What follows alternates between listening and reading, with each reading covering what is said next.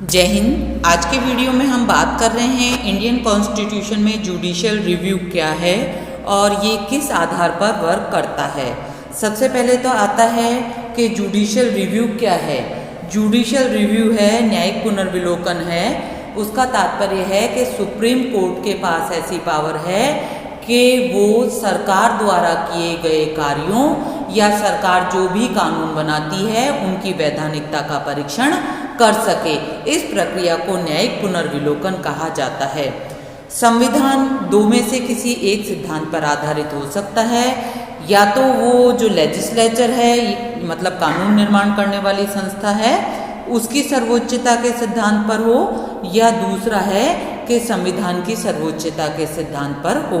अगर हम ब्रिटेन की बात करते हैं तो ये लेजिस्लेचर मतलब संसद की सर्वोच्चता पर आधारित है, और अगर हम अमेरिका की बात करते हैं तो ये संविधान या कॉन्स्टिट्यूशन की सर्वोच्चता पर आधारित है। हम बात कर रहे हैं आज भारत की, तो भारत में न तो पूर्ण रूप से ब्रिटिश संविधान की जैसे किया गया है और न ही अमेरिकी कॉन्स्टिट्यूशन के अकॉर्डिंग किया गया है। यहाँ पर दोनों के मिले जुले रूप को अपनाते हुए संसद और संविधान दोनों का ध्यान रखा गया है। भारतीय संविधान के उपबंधों में कहीं भी विशेष रूप से संविधान की सर्वोच्चता का उल्लेख नहीं किया गया है, लेकिन फिर भी अगर हम देखें तो यहाँ पर संविधान की सर्वोच्चता का सिद्धांत भी कार्य करता है। यहाँ पर संविधान में जिस भी प्रकार से लेजिस्लेचर एग्जीक्यूटिव इनके कार्यों का वर्णन किया गया है, विभाजन किया गया है, ये उसी प्रकार से अपने अपने कार्यों को करती है।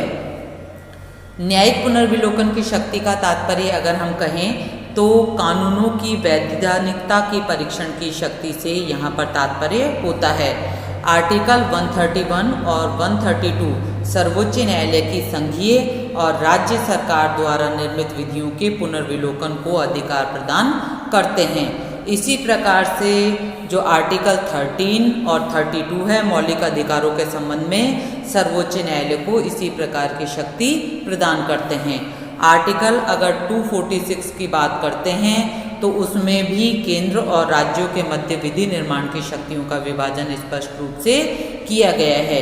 इस प्रकार से जो न्यायिक पुनर्विलोकन की शक्ति है उसके दो आधार हो जाते हैं, एक तो संघात्मक व्यवस्था और दूसरा मौलिक अधिकार। संघात्मक व्यवस्था के द्वारा राज्य और केंद्र इन दोनों के बीच शक्तियों का विभाजन किया गया है, और मौलिक अधिकारों के द्वारा नागरिकों को अधिकार प्रदान किए गए हैं। अब आता है भारत में जुडिशियल रिव्यू की प्रकृति कैसी, नेचर कैसी है, उसकी लिमिटेशंस क्या क्या है। भारत में संविधान द्वारा सर्वोच्च न्यायालय को न्यायिक पुनर्विलोकन की शक्ति तो प्रदान की गई है, लेकिन यहाँ पर जुडिशियल रिव्यू इतना कारगर नहीं है जैसा कि वो अमेरिका में है। इसके कुछ रीजंस बताए गए हैं। नंबर 1 तो है कि अमेरिकी जो कॉन्स्टिट्यूशन है वो बहुत छोटा संविधान है। हमें पता है कि विश्व का सबसे छोटा संविधान यहाँ पर है।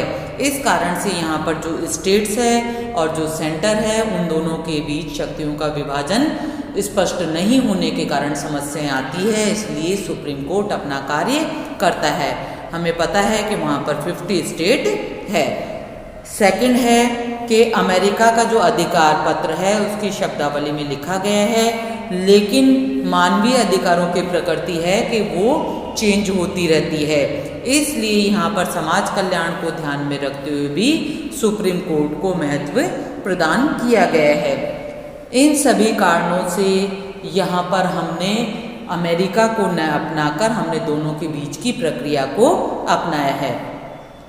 अमेरिकी जो कॉन्स्टिट्यूशन है उसमें कानून की उचित प्रक्रिया शब्दावली को अपनाया गया है। आपको ये चीज़ अच्छी तरह से ध्यान रखना है कि अमेरिकी कॉन्स्टिट्यूशन में कानून की उचित प्रक्रिया को अपनाया गया है, लेकिन भारतीय संविधान में अमेरिकी संविधान की शब्दावली के स्थान पर हमने किसको अपनाया है, जापान के संविधान की शब्दावली को। उसमें क्या है, कानून की उचित प्रक्रिया न होकर कानून द्वारा स्थापित प्रक्रिया है जिसे हमने अपनाया है। इसमें क्या है, संघ और राज्य जिसके भी विधानमंडल ने उस कानून को बनाया है उसका निर्माण उसकी कानून निर्माण क्षमता के अंतर्गत है या नहीं ये देखा जाता है।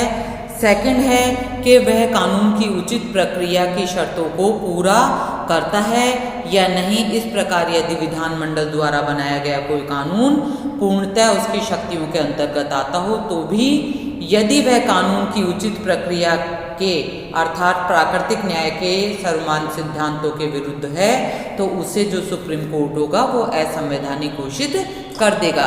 लेकिन भारतीय कॉन्स्टिट्यूशन में इसके स्थान पर किसे अपनाया है?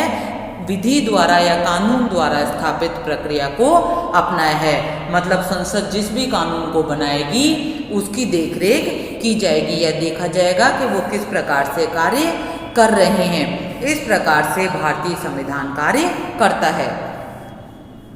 अब है न्यायिक पुनर्विलोकन की आलोचनाएं कौन कौन सी है। नंबर 1 है अनुदारवादी शक्ति के रूप में कार्य। सर्वोच्च न्यायालय ने अब तक व्यक्तियों की स्वतंत्रता, नागरिकों के अधिकारों के रूप में कार्य किया है, लेकिन कई बार ये भी आलोचना की जाती है कि वो अपनी मर्जी से कार्य करने लग जाता है और अनुदारवादी शक्ति के रूप में कार्य करने लगता है। इस प्रकार से ये संसद से भी ऊपर होने की कोशिश करता है। सेकंड है सर्वोच्च न्यायालय द्वारा अपने पूर्व निर्णयों में परिवर्तन किया जाता रहा है। सर्वोच्च न्यायालय द्वारा न्यायिक पुनर्विलोकन की शक्ति के लिए एक आलोचना ये भी की जाती है कि यह पहले तो कोई और निर्णय दे देता है और कुछ वर्षों के बाद यह अपने ही निर्णयों में परिवर्तन कर देता है। इस प्रकार से यहाँ पर भी समस्या उत्पन्न हो जाती है। जैसे एग्जाम्पल बताया गया है 1952 में शंकरी प्रसाद और 1965 में सज्जन सिंह वाले मैटर में पहले में तो सर्वसम्मति से और सेकंड में बहुमत से डिसीजन दिया गया कि सर्वोच्च न्यायालय ने ये एक्सेप्ट किया कि संसद मूल अधिकारों सहित संविधान के किसी भी पार्ट में अमेंडमेंट कर सकती है यदि इस संबंध में निर्धारित प्रक्रिया का पालन किया जाता है तो। लेकिन 1967 में गोलकनाथ विवाद में संसद को संविधान के भाग 3 के किसी भी उपबंध को इस तरीके से संशोधित करने का अधिकार प्राप्त नहीं होगा जिससे कि मौलिक अधिकारों का सीमित हो जाए या वे छिन जाए। इस प्रकार से सर्वोच्च न्यायालय ने अपने ही निर्णयों में परिवर्तन कर दिया। ये समस्या यहाँ पर आती है। थर्ड है संवैधानिक सीमाओं का अतिक्रमण। संविधान की जो भी सीमाएं हैं सर्वोच्च न्यायालय उनका अतिक्रमण भी करता है। यह संसद के कार्यों में हस्तक्षेप करने लगता है। फोर्थ है सामाजिक, आर्थिक, राजनीतिक जीवन में अस्थिरता। न्यायिक पुनर्विलोकन के कारण सदैव ही इस बात का डर बना रहता है कि संसद द्वारा निर्मित कानून या शासन द्वारा जो भी नीतियां अपनाई गई है कहीं न्यायपालिका अगर उनको अवैध घोषित कर देगी तो सामाजिक, आर्थिक और राजनीतिक दोनों तीनों क्षेत्रों में ही समस्याएं उत्पन्न हो जाएगी। फिफ्थ है संसद और न्यायपालिका के बीच संघर्ष की स्थिति का जन्म भी हो जाता है। संसद अपने आप को सुप्रीम मानेगा और न्यायपालिका अपने आप को सुप्रीम मानेगी। नेक्स्ट है न्यायिक पुनर्विलोकन की इम्पोर्टेंस क्या है, इसकी हम यहाँ पर बात कर रहे हैं। फर्स्ट है संविधान द्वारा जो भी संघीय व्यवस्था अपनाया गया है या राज्य सरकारों के बीच जो शक्तियों का विभाजन किया गया है न्यायिक पुनर्विलोकन के आधार पर उसकी रक्षा की जा सकती है। सेकंड है शासन की शक्ति पर अंकुश करने और नागरिकों की स्वतंत्रताओं की रक्षा करने के लिए भी न्यायिक पुनर्विलोकन को स्वीकार किया गया है। थर्ड है न्यायिक पुनर्विलोकन की जो व्यवस्था है वो कॉन्स्टिट्यूशन में संतुलन चक्र का कार्य करती है और इसके आधार पर ही सर्वोच्च न्यायालय और उच्च न्यायालय संविधान के अधिकारी व्याख्या रक्षक के रूप में कार्य कर पाते हैं। इस प्रकार से जो न्यायिक पुनर्विलोकन है उसका अपना महत्व यहाँ पर हो जाता है। इस प्रकार से हमने ये देखा कि न्यायिक पुनर्विलोकन क्या है, उसकी आलोचनाएं क्या है, उसकी इम्पोर्टेंस क्या है। कुल मिलाकर अगर हम बात करें तो न्यायिक पुनर्विलोकन हमारे लिए महत्वपूर्ण है।